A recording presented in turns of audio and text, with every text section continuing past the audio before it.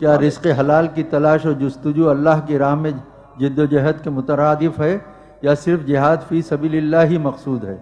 قرآن و سنت کی روشنی میں مدلل و مفصل آراء سے مستفیض فرما کر عند اللہ ماجور و مشکور ہوں۔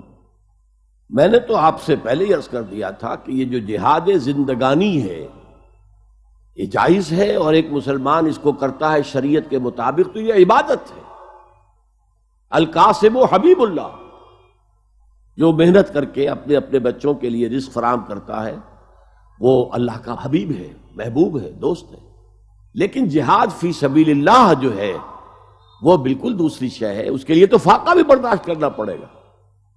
وَلَنَبْلُوَنَّكُمْ بِشَيْءٍ مِّنَ الْخَوْفِ وَالْجُوعِ وَنَقْصٍ مِّنَ الْأَمْوَالِ وَالْأَنفُسِ وَالثَّمَرَاتِ، اس کے لیے پیٹوں پر پتھر باندھنے پڑیں گے، اس کے لیے پورے پورے خاندان جو ہے بھوک سے تڑپیں گے، جیسے کہ شیب بنی ہاشم میں پورا قبیلہ جو ہے بنی ہاشم کا وہ اس قدر سختیوں سے گزرا ہے۔ تو جہاد فی سبیل اللہ کا اپنا ایک پیٹرن ہے، لیکن یہ کہ خود روزی کمانا اور نیک روزی کمانا یہ بھی نیک کام ہے۔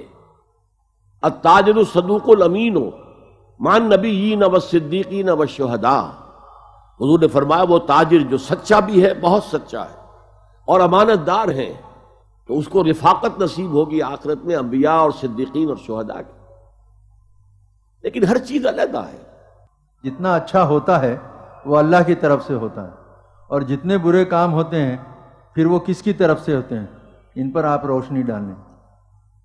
دیکھیے ہر کام اچھا ہو یا برا، اس میں سب سے پہلے آپ کا ارادہ اور آپ کی نیت کو دخل ہے، اس کے بعد اللہ کی طرف سے اذن ہوتا ہے کہ ٹھیک ہے اگر تم چوری کرنے جانا چاہتے ہو جاؤ چوری کرو، ٹھیک ہے اگر تم تہجد کی نماز مسجد میں جا کے پڑھنا چاہتے ہو جاؤ۔